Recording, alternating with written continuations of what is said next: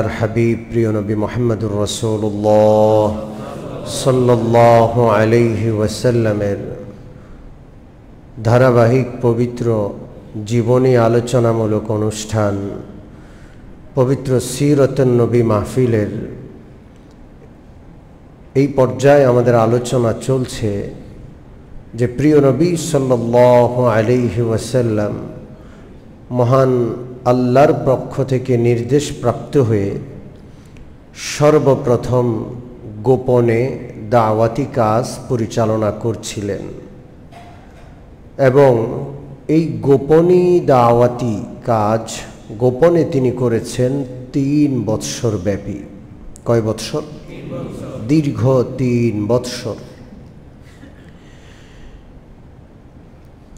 প্রকাশ্যে ঘোষণা করে এই 3 বৎসর তিনি দাওয়াতি কাজ করেননি। তার একান্ত খাস আপন মানুষগুলোকে দাওয়াত দিয়েছেন।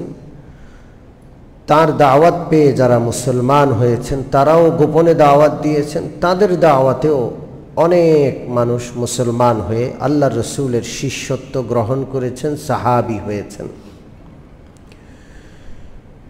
যখন গোপনে দাওয়াতি কাজ চলছিল তখন মুসলমানদের জন্য একটি আশ্রয়ের জায়গার প্রয়োজন ছিল, যেখানে সাহাবীগণ একত্রিত হবেন। আল্লাহর হাবিব সাল্লাল্লাহু আলাইহি ওয়াসাল্লাম আল্লাহর পক্ষ থেকে শিক্ষক, আল্লাহর নবীর শিক্ষক স্বয়ং আল্লাহ। আল্লামানি রব্বি, আমার প্রভু আমার শিক্ষক, তিনি আমাকে শিক্ষা দিয়েছেন। ফাআহসানা তা'দীবি, তিনি আমাকে অনেক সুন্দর শিক্ষা দিয়েছেন। নবীদের শিক্ষক কোনো মানুষ হন না, নবীদের শিক্ষক সরাসরি কে হন? আল্লাহ। আমার প্রিয় নবী কারো কাছে পড়েননি, এই জন্য তাকে উম্মি নবী বলা হয়। উম্মি মানে নিরক্ষর। পৃথিবীর যে পড়াশোনা করার যে জ্ঞান বিদ্যা, সেই বিদ্যা, সেই অক্ষর জ্ঞান তার ছিল না। তিনি লিখতে জানতেন না এবং কোনো লিখা পড়তে জানতেন না, নিরক্ষর ছিলেন। কিন্তু আল্লাহ তাআলা তার নবীকে এত জ্ঞান দান করেছিলেন, তিনি বলতেন উ'তিতু ইলমাল আউয়ালিন ওয়াল আখিরিন, পূর্বের এবং পরের যত জ্ঞান পৃথিবীতে আবিষ্কার হবে সমস্ত জ্ঞান আল্লাহ তাআলা আমাকে একসাথে দান করেছেন। আল্লাহর নবী হলেন শিক্ষক। এই জন্য তার শিষ্যত্ব যারা গ্রহণ করবে তাদেরকে তিনি শিখাতেন, ছোট্ট ছোট্ট বিষয় শিখাতেন। বড় আজব, কিভাবে বাথরুমে যেতে হবে, কোন পাও দিয়ে ঢুকতে হবে, কি আজব বিষয় দেখছেন? কত ক্ষুদ্র আর ছোট্ট বিষয়, কোন পা দিয়ে বের হতে হবে, এরকম ক্ষুদ্র বিষয়ের উপর রাসূলুল্লাহ শিখাইতেন। কিভাবে বসতে হবে সেখানে এবং কিভাবে পবিত্রতা অর্জন করতে হবে, এমনকি সেখানে বসে যে টয়লেট পেপার কিংবা ঢেলা ব্যবহার করবে সেটাও কয়টা ব্যবহার করবে, কিভাবে ব্যবহার করবে, এটাও প্রিয় নবী শিখাতেন। প্রত্যেকটা জিনিসের নিয়ম আছে, কানুন আছে ইসলামে। ঘুমাবেন কিভাবে, জাগবো কিভাবে, কি করতে করতে ঘুমাবো, কি পড়তে পড়তে জাগবো, ঘুমানোর আগে কি করতে হবে, ঘুম থেকে জাগ্রত হয়ে কি করতে হবে, আরে ঘুমাবো কোন কাঠ হয়ে, এটাও ইসলামে আছে। তো এই শিক্ষক, পৃথিবীর সবচেয়ে বড় শিক্ষক যিনি, তিনি শিক্ষা দিবেন, এর জন্য একটা জায়গার প্রয়োজন ছিল, একটা শিক্ষালয়ের দরকার ছিল, যেটাকে আমরা মাদ্রাসা বলি। আল্লাহর হাবিব সাল্লাল্লাহু আলাইহি ওয়াসাল্লাম যেহেতু গোপনে দাওয়াতি কাজ করছিলেন, সেই জায়গা কোনটা হবে? হযরত আরকাম রাদিয়াল্লাহু তাআলা আনহু, আরকাম ইবনে আবিল আরকাম, তিনি আল্লাহ রসুলের কাছে মুসলমান হলেন। তিনি তার বাড়িটা ইসলামের শিক্ষালয় হিসাবে, মুহাম্মদুর রাসূলুল্লাহ সাল্লাল্লাহু আলাইহি ওয়াসাল্লামের শিক্ষা প্রতিষ্ঠান হিসাবে মুসলমানদের জন্য ওয়াকফ করে দিলেন। এই বাড়িটা কোথায় ছিল? আমরা যে সাফা পাহাড় থেকে সাই শুরু করি, এই সাফা পাহাড় সংলগ্ন তার বাড়ি ছিল। এখন সেই বাড়িটার অস্তিত্ব নাই, কিন্তু সাফা পাহাড়ের পাশে এখনো লেখা আছে দারুল আরকাম। এটাই দারুল আরকাম, মুসলমানদের প্রথম আস্তানা, যেখানে মুসলমানগণ গোপনে একত্র হতেন। এবং এই বাড়িতে উপস্থিত হয়ে হযরত ওমর ফারুক রাদিয়াল্লাহু তাআলা আনহু কালিমা পড়েছেন। যেই সাহাবী মুসলমান হতেন বা মুসলমান হওয়ার উদ্দেশ্যে আসতেন, খুব সংগোপনে এখানে চলে আসতেন। আল্লাহর হাবিব সাল্লাল্লাহু আলাইহি ওয়াসাল্লাম তখনও গোপনে দাওয়াতি কাজ করছেন। মক্কার কাফের মুশরিকরা রাসূলুল্লাহর প্রতি সতর্ক দৃষ্টি রাখছিল।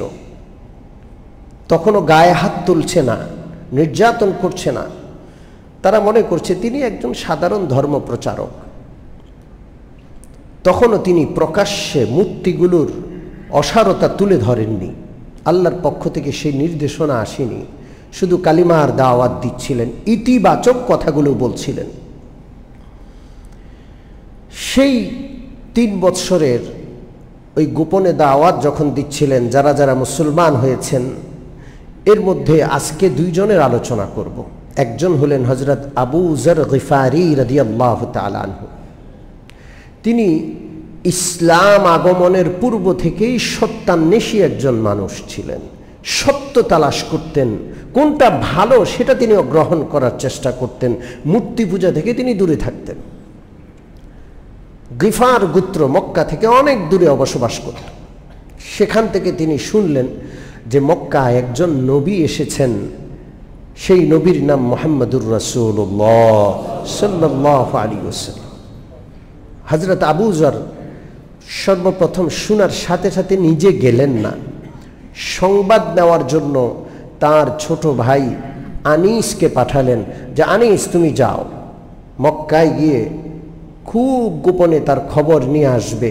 তিনি কি বলতে চান, তিনি কেমন, কি করতে বলেন, কি কি করতে নিষেধ করেন।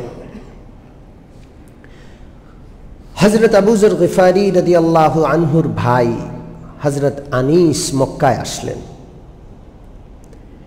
এসে মুহাম্মদুর রাসূলুল্লাহ সম্পর্কে যখন জানতে চাইলেন, মানুষ 3 প্রকারের মন্তব্য করল। কেউ বলল তিনি পাগল, নাউযু বিল্লাহি মিন যালিক। মুহাম্মদুর রাসূলুল্লাহকে কি বলা হয়েছে? পাগল। কেউ বলল তিনি জাদুকর, তিনি জাদু করেন। কেউ বলল তিনি গণক, জ্যোতিষী। কতভাবে মুহাম্মদুর রাসূলুল্লাহকে কষ্ট দেওয়া হয়েছে। আজকে যারা রাসূলুল্লাহর দ্বীন পালন করে, কিছু মানুষ আছে তাদেরকে পাগল মনে করে, যে পাগল ছাগল খালি মসজিদে দৌড়ায়। আছে না নাই? পাগল মনে করে। রাসূলুল্লাহর শিক্ষায় যারা শিক্ষিত হয়, পড়াশোনা করে, কোরআন পড়ে, হাদিস পড়ে, এই দ্বীন পালন করে, পৃথিবীর বুদ্ধিজীবীরা তাদেরকে পাগল মনে করে। এখনো এই যুগেও বেকুব মনে করে। তো এটা নতুন কোনো বিষয় নয়। এরকম কেউ মনে করলে আমরা মন ছোট করব না। এটা রাসূলুল্লাহ সাল্লাল্লাহু আলাইহি সাল্লামকে বলা হয়েছে, শুধু আল্লাহর নবীকে না, ইতিপূর্বের নবীগণকে বলা হয়েছে। হযরত নূহ আলাইহিস সালাতু ওয়াস সালামকে বলা হয়েছে, ইন্না লানারাকা ফি দালালাতিন ওয়া ইন্না লানাযুন্নুকা মিনাল কাযিবিন। ও নূহ, আমাদের সব মুক্তি ছেড়ে এক আল্লাহর ইবাদত করব, আমরা মনে করি তুমি পথহারা হয়ে গেছো। নবীকে পথহারা মনে করে। ওরা পথের উপর প্রতিষ্ঠিত, আর নবী পথহারা। দেখেছেন অবস্থা? হযরত নূহ আলাইহিস সালাম সম্পর্কে কোরআনের আয়াত।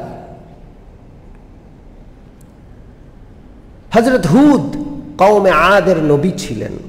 হুদ একটা সূরার নাম, হযরত হুদকে বলা হলো ইন্না লানারাকা ফি সাফাহাতিন ওয়া ইন্না লানাযুন্নুকা মিনাল কাযিবিন, আমরা তোমাকে বেকুব মনে করি, নির্বোধ, বোকা, কিচ্ছু বুঝো না।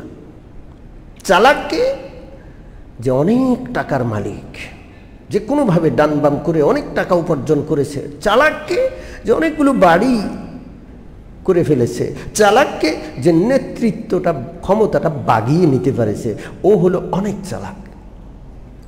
কি বলেন? নবীরা হলো বেকুব, আল্লাহ মাফ করে। এই কথাগুলো কোরআনে কিন্তু আছে, কাফেররা এমনটা মনে করত, এই যুগেও মনে করে। তো আল্লাহর হাবিব সম্পর্কে আবু যর গিফারির ভাই আনিস এই 3 প্রকারের মন্তব্য শুনে সর্বপ্রথম মনটাই ভেঙে গেল। পরে চিন্তা করলো, না, একটাবার তার কাছে যাওয়া দরকার, তার নিকটে যাওয়া দরকার। হযরত আনিস প্রিয় নবী সাল্লাল্লাহু আলাইহি ওয়াসাল্লামের সাথে সাক্ষাৎ করলেন, জিজ্ঞেস করলেন আপনি কিসের দাওয়াত দেন? আল্লাহর হাবিব সাল্লাল্লাহু আলাইহি ওয়াসাল্লাম আল্লাহর একত্ববাদটা তুলে ধরলেন, রাসূলুল্লাহ নিজের রিসালাত, তিনি যে রাসূল এই বিষয়টা তুলে ধরলেন, পরকালের বিষয়টা তুলে ধরলেন, সৎ কাজের বিষয়গুলো বললেন, অসৎ কাজ থেকে দূরে থাকতে হবে এই বিষয়গুলো বললেন। হযরত আনিস এই সংবাদ নিয়ে নিজের গোত্র গিফার গোত্রে ফেরত গেলেন। আবু যর রাদিয়াল্লাহু তাআলা আনহুকে বিষয়টা খুলে বললেন। হযরত আবু যর বললেন, তুমি যতটুকু সংবাদ এনেছো আমি তো শুনে কিছুটা আন্দাজ করেছি তিনি কেমন হবেন, তবে আমার মনটা শান্তি পায় নাই, আমি নিজে যাইতে হবে, আমি নিজে গিয়ে তাকে দেখতে হবে। আনিস বলে দিলেন যে ওখানে খুব সতর্কতার সাথে যেতে হবে, তার অনেক শত্রু। হযরত আবু যর গিফারি রাদিয়াল্লাহু তাআলা আনহু গিফার গোত্র থেকে মক্কায় আসলেন। এসে কাউকে যে জিজ্ঞেস করবেন মুহাম্মাদুর রাসূলুল্লাহ কোথায় আছেন, এই সাহস তার নাই। তিনি নিজেই তালাশ করছেন যে কাউকে জিজ্ঞেস করলে আবার কোন মুসিবতে পড়ি, নিজে নিজে তালাশ করে মুহাম্মাদুর রাসূলুল্লাহকে পাওয়া যায় কিনা। মুসাফির আবু যর গিফারি রাদিয়াল্লাহু তাআলা আনহু সকাল থেকে সন্ধ্যা পর্যন্ত মুহাম্মাদুর রাসূলুল্লাহ সাল্লাল্লাহু আলাইহি ওয়াসাল্লামকে তালাশ করলেন। আল্লাহর হাবিবকে তিনি খুঁজে ফেলেন না। সন্ধ্যা হয়ে যায়, রাত ঘনিয়ে আসে। হযরত আবু যর গিফারি রাদিয়াল্লাহু আনহু নিজের ব্যাগে যে খাবার ছিল সেটা খেয়ে কোথায় থাকবেন, থাকার জায়গা নাই। কাবা ঘরের পাশে তিনি শুয়ে পড়লেন। হযরত আলী সেখান দিয়ে যাচ্ছেন, দেখলেন একজন মুসাফির একা একা কাবা ঘরের পাশে বারান্দায় শুয়ে আছে। হযরত আলী তাকে বললেন, চলেন, আপনি আমার ঘরে মেহমান হবেন। হযরত আলীর ঘরে মেহমান হলেন হযরত আবু যর গিফারি। রাত্রে সেখানে অবস্থান করলেন, কিন্তু আলীকেও তিনি জিজ্ঞেস করবেন মুহাম্মাদুর রাসূলুল্লাহ কে, কোথায় আছেন, এই সাহস তিনি পাননি। সারা রাত আলীর ঘরে তিনি মেহমান হিসাবে থাকলেন, ভোরবেলায় বেরিয়ে গেলেন। আবার সারা দিন কাউকে জিজ্ঞেস করার সাহস নাই।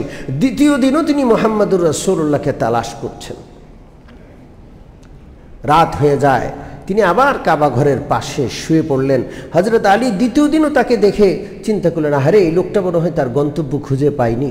তাকে আবার নিজের ঘরে নিয়ে গেলেন। হযরত আলীও তাকে জিজ্ঞেস করছেন না, কেন এসছেন আপনি।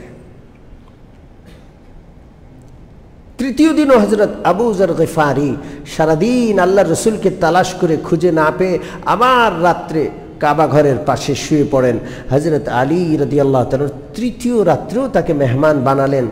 আজকে একটু সাহস করে জিজ্ঞাসা করলেন যে আপনি কেন আগমন করেছেন, কি আপনি খুঁজছেন, কি চান আপনি। হযরত আবু যর বড় ভীত সন্ত্রস্ত অবস্থায় সংকোচের সাথে বললেন, আচ্ছা, মক্কায় কি একজন নবীর আবির্ভাব হয়েছে, আপনি কি তাকে চিনেন? আমি অনেক দূর থেকে এসেছি, সেই নবীকে তালাশ করছি, কিন্তু ওই নবীর কথায় প্রকাশ্যে কাউকে বলবো এই সাহস আমার হচ্ছে না।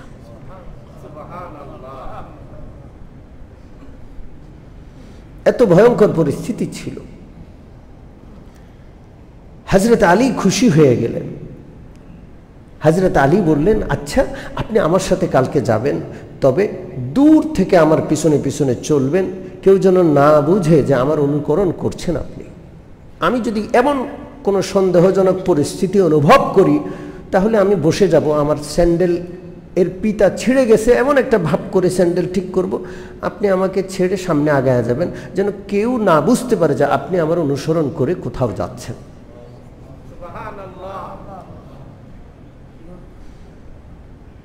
এইভাবে খুবই সতর্কতার সাথে হযরত আলী রাদিয়াল্লাহু আনহু আবু যর গিফারিকে নিয়ে মুহাম্মদুর রাসূলুল্লাহ সাল্লাল্লাহু আলাইহি ওয়াসাল্লামের নিকট দারুল আরকাম মাদ্রাসায় গেলেন।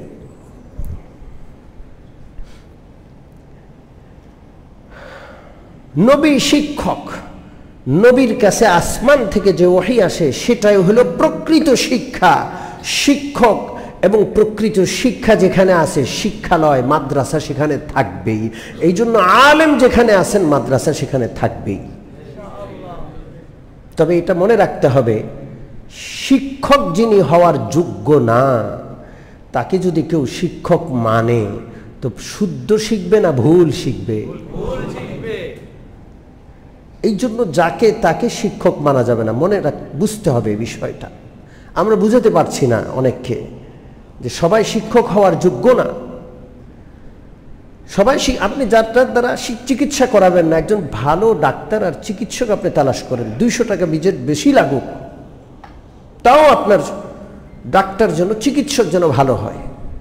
কিন্তু আপনি কোরআন শিক্ষার ক্ষেত্রে এসে এতটা নিচে নেমে গেলেন, এমন লোককে শিক্ষক বানালেন যে লোকটা কোরআন সহি শুদ্ধভাবে পড়তে পারে না, সে তো কোরআনের ছাত্র হওয়ারও সিরিয়ালে যোগ্যতা নাই, তাকে আপনি কোরআনের শিক্ষক বানিয়ে ফেললেন। সে তো নিজেও পথ হারা, আরেকজনকে আপনাকে নিয়ে পথ হারাবে। কথা ঠিক কি ঠিক না? কোরআন পড়া এক জিনিস, কোরআনের অর্থ বোঝা আরো অনেক উপরের জিনিস, মনে রাখতে হবে। তো কোরআনের অর্থ বোঝার জন্য যে শিক্ষক হবেন তিনি তো অনেক যোগ্য হতে হবে। আল্লাহ যেন আমাদের বুঝার তৌফিক দান করেন।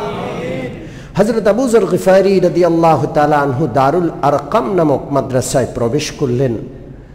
হাবিব সাল্লাল্লাহু আলাইহি সাল্লাম বসা, আবু বকর বসা, ওসমান বসা, তিনি তাকিয়ে রইলেন আর চোখের পানি ঝরঝর করে পড়ছে।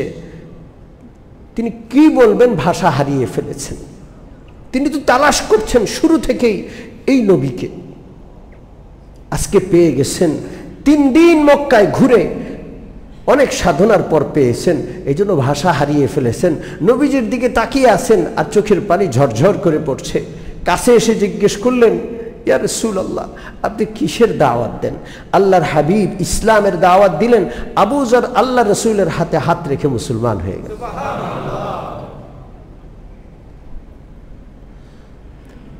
হযরত উসমান ইবনে মাযউন রাদিয়াল্লাহু আনহু আল্লাহ রসুলের দুধ ভাই,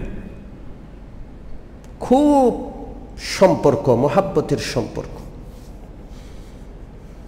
তিনি দূর থেকে আল্লাহ রসুলকে অনুসরণ করেন, শুনতে চান কি বলে। একদিন আল্লাহ রসুল সাল্লাল্লাহু আলাইহি সাল্লাম কাবা ঘরের পাশে বসে আছেন, উসমান চলে যাচ্ছে, ডাকলেন, উসমান এদিকে আসুন, আমার সাথে আপনার এত মহাব্বত, আমি আল্লাহর পক্ষ থেকে একটা উত্তম বিষয় পেয়েছি, আপনাকে দাওয়াত দিতে চাই। কি বিষয় পেলেন? আল্লাহ তাআলা আমাকে নবী বানিয়েছেন। দাওয়াত দিলেন উসমানকে। উসমান বসে আছেন। এমন সময় আল্লাহর হাবিব সাল্লাল্লাহু আলাইহি ওয়াসাল্লামের প্রতি ওহী নাযিল হলো। হযরত উসমান ইবনে মাযউন খুব ভালোভাবে তাকিয়ে আছেন মুহাম্মদুর রাসূলুল্লাহর চেহারার দিকে। তিনি দেখলেন আল্লাহর হাবিব সাল্লাল্লাহু আলাইহি ওয়াসাল্লাম কার সাথে যেন কথা বলছেন, কি জানি বুঝে নিচ্ছেন, এবং কিছুক্ষণ পর তিনি চলে যাচ্ছেন। বিদায় জানানোর সময় মানুষ যেমন তাকিয়ে থাকে, বিদায় দেয়, আল্লাহর হাবিব আকাশের দিকে তাকিয়ে যেন কাকে বিদায় দিচ্ছেন। উসমান জিজ্ঞেস করলেন, আপনি কি করলেন? আল্লাহ রসুল বললেন, আপনি কি ভালো করে দেখেছেন আমি কি করেছি? বলে যে হ্যাঁ। কি বুঝলেন আপনি? মনে হলো কেউ যেন আসলো, আপনি কার থেকে কি জানি বুঝে নিচ্ছেন, কথা বলছেন, এরপরে আবার তাকে যেন বিদায় জানালেন। আল্লাহ রসুল বলেন, হ্যাঁ আপনি ঠিকই ধরেছেন, আমার কাছে আল্লাহ রাব্বুল আলামিনের দূত হযরত জিবরিল ফেরেশতা আলাইহিস সালাতু ওয়াস সালাম এসেছেন এবং তিনি আমার কাছে আল্লাহর বাণী সমূহের মধ্য থেকে একটা আয়াত তিনি আমাকে দিয়ে গেছেন। হযরত ওসমান জিজ্ঞেস করলেন, আয়াতটা কি? আল্লাহর হাবিব সাল্লাল্লাহু আলাইহি সাল্লাম আয়াতটা পড়লেন। আয়াত শুনে সাথে সাথে কান্না শুরু করলেন। তখনই আল্লাহ রসুলের হাতে হাত দিয়ে মুসলমান হয়ে গেল। আয়াতটা সূরাতুন নাহলে রয়েছে, 14 নম্বর পারার 16 নম্বর পৃষ্ঠা আয়াতটা রয়েছে। ইন্নাল্লাহা ইয়া'মুরু বিল আদলি ওয়াল ইহসান ওয়া ইতাই যিল কুরবা ওয়া ইয়ানহা আনিল ফাহশাই ওয়াল মুনকারি ওয়াল বাগই ইয়া'ইযুকুম লাআল্লাকুম তাযাক্কারুন। পবিত্র কোরআনে পাকের গুরুত্বপূর্ণ আয়াতগুলোর মধ্য থেকে এই আয়াতটা খুবই গুরুত্বপূর্ণ একটি আয়াত। হযরত ইমাম শাফি রহমতুল্লাহ আলাইহি বলতেন, যদি কোরআনের এই একটা আয়াত নাজিল হতো আর কোনো আয়াত নাজিল হতো না, আর এই একটা আয়াতকে মানুষ বুঝে আমল করত, গোটা কোরআনের উপর আমল হয়ে যেত। এত সুন্দর আয়াত। এই জন্য এই আয়াতটা প্রত্যেক খুতবাতে পড়া হয়। জুমার খুতবার দ্বিতীয় খুতবার সর্বশেষে এই আয়াতটা পড়া হয়। ইন্নাল্লাহা ইয়া'মুরু বিল আদলি ওয়াল ইহসান, নিশ্চয়ই আল্লাহ রাব্বুল আলামিন সকলকে নির্দেশ দিচ্ছেন বিল আদলি, 1 নম্বর ইনসাফ করার জন্য। কিসের জন্য? ইনসাফ করার জন্য। ওয়াল ইহসান, দয়া করার জন্য। ওয়া ইতাই যিল কুরবা, এবং নিকট আত্মীয় স্বজনকে দেয়ার জন্য। ওয়া ইয়ানহা আনিল ফাহশা, যত অশ্লীল কাজ আছে সমস্ত অশ্লীলতা থেকে দূরে থাকার জন্য আল্লাহ তাআলা তোমাদেরকে নির্দেশ দিচ্ছেন। ওয়াল মুনকার, যত বিশ্রী জিনিস আছে, যত অপছন্দনীয় জিনিস আছে সবগুলো থেকে দূরে থাকার জন্য নির্দেশ দিচ্ছেন। ওয়াল বাগই, অবাধ্যতা থেকে আল্লাহ তাআলা তোমাদেরকে বেঁচে থাকার জন্য নির্দেশ দিচ্ছেন। ইয়াইযুকুম লাআল্লাকুম তাযাক্কারুন, স্বয়ং আল্লাহ তোমাদেরকে ওয়াজ করছেন, নসিহত করছেন, তোমরা যেন নসিহত গ্রহণ করো। এই আয়াতের প্রথম অংশ হলো ইয়া'মুরু বিল আদল। এখন একটা স্লোগান খুব শোনা যাচ্ছে, we want justice. We want, জোরে বলেন। বাংলা অর্থ কি? আমরা ন্যায় বিচার চাই। ঠিক কি ঠিক না? কি চাই? আচ্ছা, ন্যায় বিচার চায় না এমন কে আছে? আমরা সবাই চাই। চাই না এমন কেউ নাই তো? জোরে বলেন। যাদের কাছে চাওয়া হচ্ছে তারাও কিন্তু ন্যায় বিচার চায়। ঠিক কি ঠিক না? কিন্তু আমরা প্রত্যেকে আপন জায়গায় ন্যায় বিচারের উপর প্রতিষ্ঠিত আছি কিনা? জোরে বলেন। আমি আমার উপর অবিচার করি।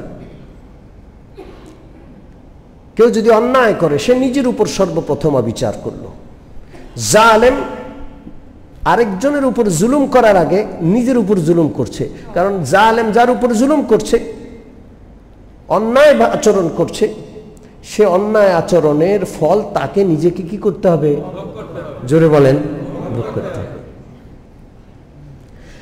আমরা যে ন্যায়পরায়ণতা চাই, আল্লাহর শপথ করে বলছি, শুধু কোরআনই ব্যবস্থাপনা ছাড়া পৃথিবীর কোনো ব্যবস্থাপনায় ন্যায়পরায়ণতা নাই। আমরা সাম্য চাই। ঠিক কি ঠিক না?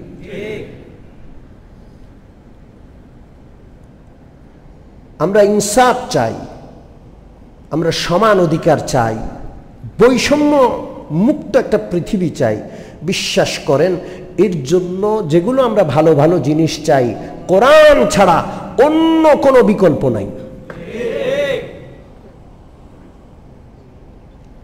আমি শুধু পবিত্র বুখারী শরীফের একটা হাদিস বলে আলোচনা শেষ করব। আজকে আমি খুব দ্বিধাদ্বন্দ্বে ছিলাম যে আজকের সিরাত মাহফিলটা করব কি না। দুইটা কারণে করলাম। দেশের যে পরিস্থিতি, না করার দিকে মন যাচ্ছিল যে আমার শ্রোতারা আসবে কিভাবে। আলহামদুলিল্লাহ, এই কঠিন পরিস্থিতিতে আপনারা আসছেন। আল্লাহ যেন এই সিরাত মাহফিলের বরকত আমাদের সকলকে দান করে দেন। এক নম্বর কারণ হলো, আল্লাহ রসুলের সিরত আলোচনার দ্বারা মহামারী চলে যায়, রোগ ব্যাধি চলে যায়। আল্লাহ রসুলের সিরত মাহফিলের দ্বারা সংকট কেটে যায়। সারা দেশবাসী আমরা সংকটে, ঠিক কি ঠিক না? শাসকরাও সংকটে, আমরাও সংকটে। তো এই সংকট কাটবে, এই বরকতের নিয়তে আজকে সিরত মাহফিল করা। দুই নম্বর হলো, এটা একটা ধারাবাহিক মাহফিল। এটা কি চলছে? গত এক বছর বা একটু বেশি সময় যাবৎ প্রত্যেক শনিবারে আলোচনাগুলো ধারাবাহিকভাবে হচ্ছে। আমাদের শ্রোতারা দূর দূর থেকে আসেন, বিভিন্ন সেক্টর থেকে আসেন। আমার কাছে অনেক ফোন আসছে, গত সপ্তাহেও ফোন আসছে। তো ওনারা আমাকে ফোন করে জানতে চান যে হবে কি হবে না। আমার মুয়াজ্জিন সাহেবদেরকে, আমার খাদেম সাহেবদেরকে, আমাদের অন্য মুসল্লিদেরকেও তারা জিজ্ঞেস করেন। তাদের এত উৎসাহ, উদ্দীপনা, আগ্রহ। আমরা ধারাবাহিকতাটা বজায় রাখার জন্য আজকের এই কঠিন পরিস্থিতিতেও সিরাত মাহফিল করছি। আপনাদের উপস্থিতি দেখে আমরা আলহামদুলিল্লাহ অনেক উৎসাহিত হয়েছি। আল্লাহ যেন এই সিরাত মাহফিলের বরকতে সমস্ত রকমের যেই রকমের সমস্যাগুলো আমাদের সামনে আসছে সব সমাধান করে দেন।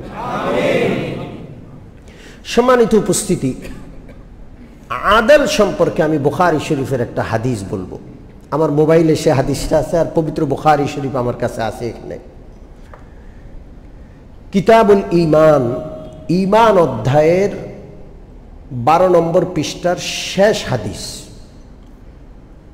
হিতাকাঙ্ক্ষিতা, এটা হলো ইসলামের মূল, কল্যাণকামিতা। ইসলামের মূল কি? জোরে বলেন। আল্লাহ তার নবীর মাধ্যমে আমাদেরকে যে ইসলাম নামক একটা জীবন ব্যবস্থা দিয়েছেন, কোরআন নামক একটা সংবিধান দিয়েছেন, ব্যক্তিগত জীবন থেকে নিয়ে পারিবারিক জীবন, সমাজ ব্যবস্থা, রাষ্ট্র ব্যবস্থা, অর্থ ব্যবস্থা, যত রকমের যত কিছু প্রয়োজন, একেবারে সর্বসাধারণ থেকে সর্বোচ্চ ব্যক্তি পর্যন্ত সব কিছুর বিধিবিধান পবিত্র কোরআনে আছে না নাই? এই যে আমাদেরকে একটা শরীয়ত, একটা দ্বীন দেওয়া হলো, এটা কি? এটার খোলাসা কি? রাসূলুল্লাহকে জিজ্ঞেস করা হলো। বুখারী শরীফের 12 নম্বর পৃষ্ঠায় হাদিসটা রয়েছে। আল্লাহ রসুল বললেন, আদ-দীনু আন-নাসীহা, পুরা ইসলামের দ্বীনের শরীয়তের খোলাসা হলো হিতাকাঙ্ক্ষিতা। কি? জোরে বলেন। কল্যাণকামিতা। আমি আপনার কল্যাণকামী, আপনি আমার কল্যাণকামী। বলেন, আমাদের রাষ্ট্রটা কি কল্যাণকামিতার উপর প্রতিষ্ঠিত আছে? আমি আপনারটা খাবো, আমি সবারটা নিয়ে নেব, আমি একা, আমার অনেক দরকার, গোটা দেশ আমার দরকার। কোথায় রইল কল্যাণকামিতা? আমি শুধু কল্যাণকামিতার একটা ঘটনা বলে, যে জি সাহাবী হাদিস বর্ণনা করেছেন তার ঘটনা বলে শেষ করব আলোচনা। হযরত জারীর ইবনে আব্দুল্লাহ রাদিয়াল্লাহু আনহু, তার একটা ঘোড়ার প্রয়োজন। তিনি তার কৃতদাসকে পাঠালেন, বললেন যে 300 দিরহাম মূল্যের মধ্যে একটা ঘোড়া নিয়ে আসো। তার কৃতদাস, তার খাদেম বাজারে গেলেন। একটা ঘোড়া দেখতে শুনতে খুব সুন্দর, এক গ্রাম্য ব্যক্তি বিক্রেতা মোটামুটি আলোচনা করে 300 দিরহামের মধ্যে রাজি হলো। তিনি ঘোড়া এবং ঘোড়ার মালিক বিক্রেতাকে জারীর ইবনে আব্দুল্লাহর কাছে নিয়ে আসলেন। জারীর ইবনে আব্দুল্লাহ রাদিয়াল্লাহু আনহু লোকটার দিকে তাকালেন, ঘোড়াটার দিকে তাকালেন, তাকিয়ে তিনি বললেন, আচ্ছা ঘোড়াটা 300 দিরহামে তুমি বিক্রিতে রাজি হয়েছ, সব ঠিক আছে, কিন্তু আমি যদি তোমাকে 100 দিরহাম বাড়াইয়া দিই? কেন বাড়িয়ে দিতে চাইলেন? লোকটা গ্রাম্য লোক, বিক্রেতা, কিন্তু ঘোড়ার দামটা সে ভালো করে জানে না, এই ঘোড়ার দামটা আরেকটু বেশি হতে পারে।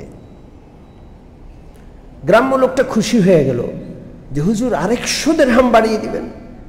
অবশ্যই দেন, আমি অনেক খুশি। তিনি 300-র উপর 400 দিলেন। গ্রাম্য লোকটা চলে যাবে, বললেন যে দাঁড়াও, আচ্ছা আমি যদি 150 বাড়িয়ে দেই, 500 করে দেই। বলে যে হুজুর আপনি আর কত দয়া দেখাবেন।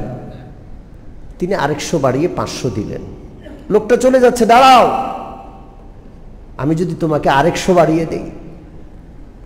এইভাবে 600, 700, 800 দিরহাম দিলেন। কয়শো দিরহাম? লোকটা দোয়া করতে করতে, চোখের পানি ফেলতে ফেলতে গেল, দোয়া করতে করতে চলে গেল। উপস্থিত সবাই জিজ্ঞেস করলেন, হে আল্লাহর রাসূলের সাহাবী, আপনি এটা কেমন কেমন কাণ্ড করলেন? কেন তাকে এত এত এত বাড়িয়ে দিলেন? সে তো 300 টাকায় রাজি, 300 দিরহামে রাজি। আপনি 400, 500, 600, 700, 800 দিরহাম দিলেন, কি প্রয়োজন ছিল? হযরত জারীর ইবনে আব্দুল্লাহ বললেন, শুনে নাও, আল্লাহর হাবিব সাল্লাল্লাহু আলাইহি ওয়াসাল্লামের হাতে যেদিন হাত দিয়ে কালমা পড়লাম, প্রিয় নবী আমার হাত থেকে বায়াত গ্রহণ করলেন, শপথ নিলেন, কালমা পড়ালেন, আল্লাহর প্রতি ঈমান আনার কথা বললেন, নবীর প্রতি ঈমান আনার কথা বললেন, কিতাবের প্রতি ঈমান, ফেরেশতাদের প্রতি ঈমান, ইসলামের বিধিবিধান আমল করার কথা শপথ নেয়ালেন। সর্বশেষ বললেন, ওয়ান নাসিহাতু লিল মুসলিমিন, সমস্ত মুসলমানের জন্য চরম পরম কল্যাণকামিতার ব্যাপারেও আল্লাহর হাবিব আমাকে শপথ গ্রহণ করালেন। আমি লোকটার দিকে তাকাইলাম, তার ঘোড়ার দিকে তাকাইলাম, দেখলাম লোকটা সাদাসিধা গ্রাম্য মানুষ, ঘোড়ার মূল্যটা ভালো করে তিনি চাইতে পারেন নাই। আমি তাকে 100 বাড়াইলাম, মনে হলো এখনো পুরোপুরি কল্যাণকামিতা হয় নাই। আমি যদি ঘোড়ার বিক্রেতা হইতাম আরো বেশি দামে বিক্রি করতাম। আমি নিজের জন্য যেটা চাই, আমার অপর মুসলমানের জন্য সেটাকে কল্যাণ মনে করে সেটা চাইব। আমি আরো বাড়াইলাম, আরো বাড়াইলাম। 800 দিরহাম দেওয়ার পর আমার মন বলছে এবার কল্যাণকামিতা পূর্ণ হয়েছে। অমুমিন মুসলমান, সাধারণ মানুষ শাসকদের ব্যাপারে শতভাগ কল্যাণকামী হতে হবে। ঠিক তদ্রূপ শাসকরা হবেন গার্জিয়ান, শাসকরা হবেন আমাদের গার্জিয়ান, আমাদের অভিভাবক।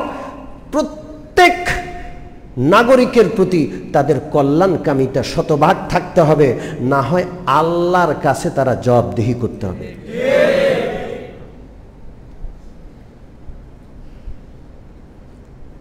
ইন্নাল্লাহা ইয়া'মুরু বিল আদলি ওয়াল ইহসান। হযরত উসমান ইবনে মাযউন রাদিয়াল্লাহু তাআলা আনহু শুধু এই আয়াত শুনে মুসলমান হয়ে গেলেন।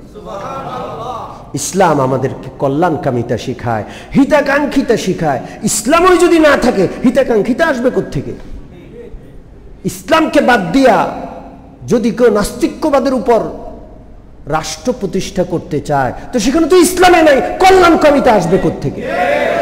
ইসলামে যদি মাইনাস করে গণতন্ত্রের উপর রাষ্ট্র প্রতিষ্ঠা হয়, ইসলাম নাই, কল্যাণকামিতা আসবে কোত্থেকে? ইসলাম নাই, কল্যাণকামিতাও নাই, মনে রাখতে হবে। আমরা যা চাই, আমরা ইনসাফ চাই, ন্যায়পরায়ণতা চাই, জুলুম আর শোষণবিহীন একটা রাষ্ট্র চাই। আল্লাহর শপথ করে বলছি, এই সব কিছু আমরা তখনই পাবো যখন কোরআন কেন্দ্রিক রাষ্ট্র ব্যবস্থা হবে। আর না হয় হাত বদল হবে, কোনো ফায়দা হবে না। ঠিক কি ঠিক না? মনে রাখতে হবে। এই জন্য খুব দোয়া করব, আল্লাহ যেন আমাদের জন্য কল্যাণের ফয়সালা করেন। মানুষ বদল হইয়া, লোক বদল হইয়া আবার পরে যদি ওই রকমের লোকে আসে, কি ফায়দা, কি লাভ? এই জন্য আমরা যেটা চাই সেটা পূর্ণ মাত্রায় পাওয়ার জন্য আমাদের ইসলামী রাষ্ট্র দরকার। ঠিক কি ঠিক না? আল্লাহ যেন আমাদেরকে একটা ইসলামী রাষ্ট্র দান করেন, আমাদেরকে যেন ন্যায়পরায়ণ শাসক দান করেন, কল্যাণকামী রাষ্ট্র আমাদেরকে দান করেন। আমিন। ওয়া আখিরু দাওয়ানা আনিল হামদুলিল্লাহি রাব্বিল আলামিন।